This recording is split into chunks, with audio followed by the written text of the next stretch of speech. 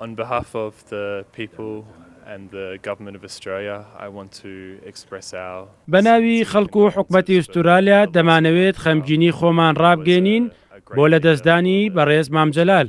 ئەو سەرکردەیەکی زۆر ناوازە بوو بۆ عێراق و کوردەکان. بەڕاستی لە دەستدانێکی گەورە بوو، بەڵام ئێستا دەتوانین سوود لە سیاست مەداری ئەو سەرکردە گەورەیە ببینین و لەسەر ئامۆژگاریەکانی بڕۆین.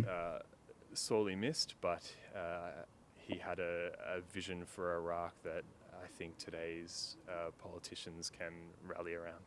مام جەلال هەدیەیەکی زۆر جوانی کورد بوو بۆ عێراق و هی عێراقیش بوو بۆ هەموو مرۆڤایەتی و هەموو جیهان. مام جەلال خاڵی کۆکەرەوەی هەموو لایەنە ناکۆکەکان بووە لە هەر جەیەکی دنیاە بوو بێ.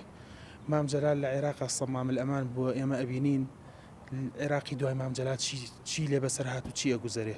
بۆیە هەموو ئەو لایەنانە، هەموو ئەو جیهەتانە، هەموو ئەو وڵات و دەوڵەتانەی دنیا هەست بە فەراغی جەنابی مام جەلالەکەن و هەست بەوە ئەکەن کە پرۆسی سیاسی لە عێراقا و پرۆسی سیاسی لە هەموو ناوچەکەیە بەرەو ئاڵۆزبوونێکی وا ڕۆشتووە کە مام جەلالێکی تر نییە بتوانێت ئەو جەڕاحە مختصە مهمە بێ کە ئەو عملیاتی مێشکە یان ئەو وەرهەمە بدۆزێتەوە.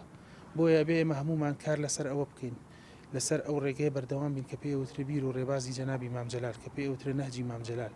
ئێمە ئەبێ بەردەوامی پێبین، گەشەی پێبین و کارێکی وا بکەین کە ڕێبازەکەی هەموو کاتێ بە زنووی و بە گەشاوەی بمێنێتەوە.